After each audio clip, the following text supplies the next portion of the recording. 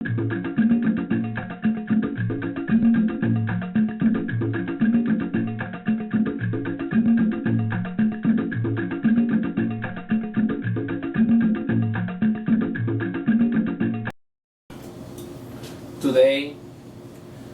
I would like to discuss regarding to one of the most important rituals in our Congo Palo tradition, which is known as Nkimba.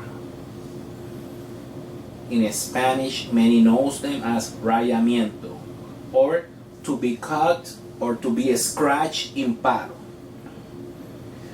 Others knows them in Spanish as juramentación, to be sworn. And this is the first step for a new initiate who wants to be involved in our religion.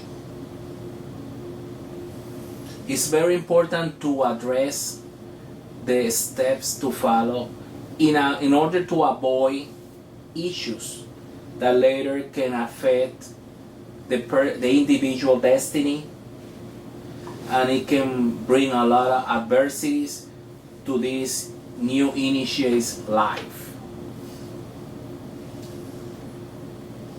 First, I would like to discuss about the blade that is being used for this ritual.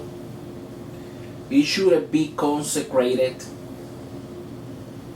It should be presented to the different places, and the proper ceremonies to be conducted by sacrifice of animal, prayers, songs.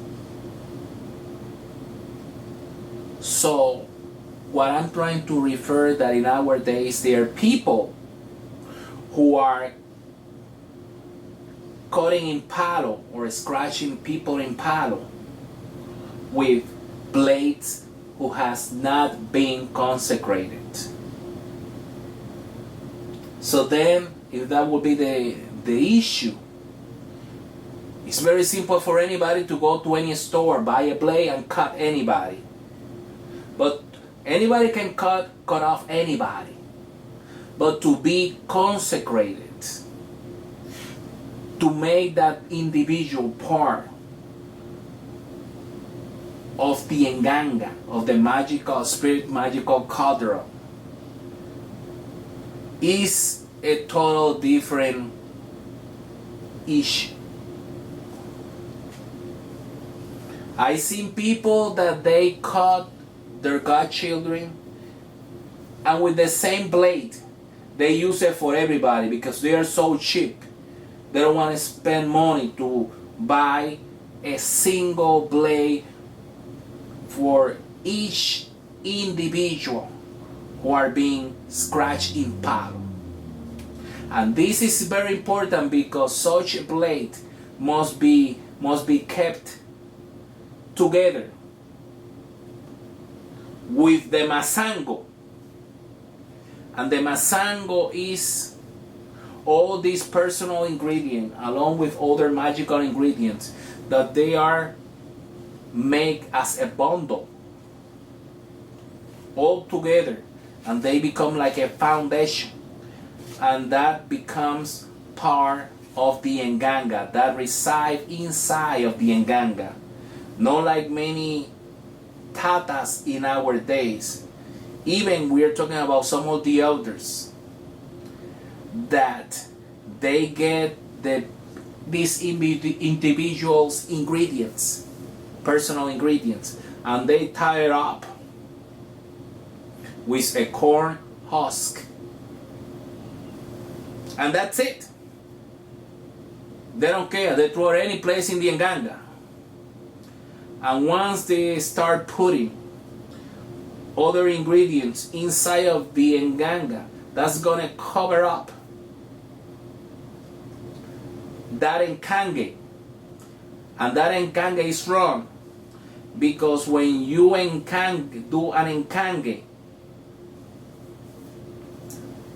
this binding spell is not a masango. This nkange is not making a legitimate a person to be the godson or goddaughter of that Nganga. So please be aware of this situation. And another situation that I've seen is that many tatas, they don't realize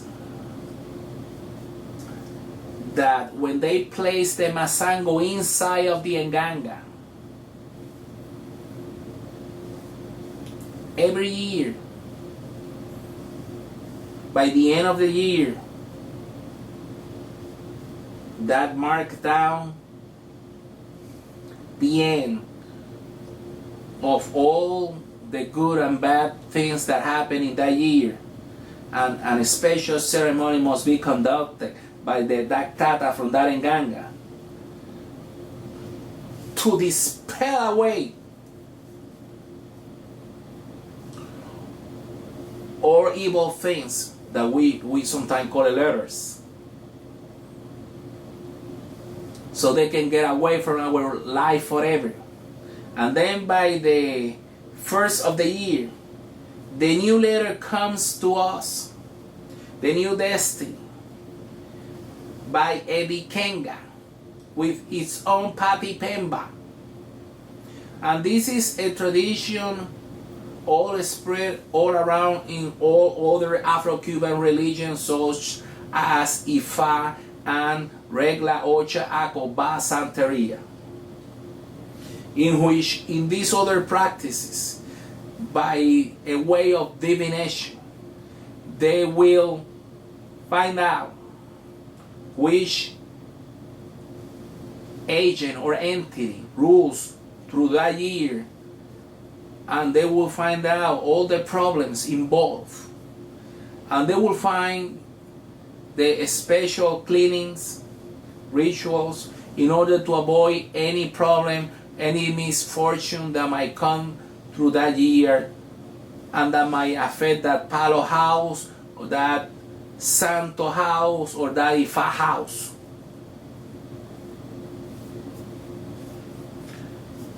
And because that Nkange is thrown just as a piece of garbage inside of the Nganga, and they don't really pay attention to what happened to that Nkange, that spell binding. They don't do no ceremony whatsoever to that Nkange.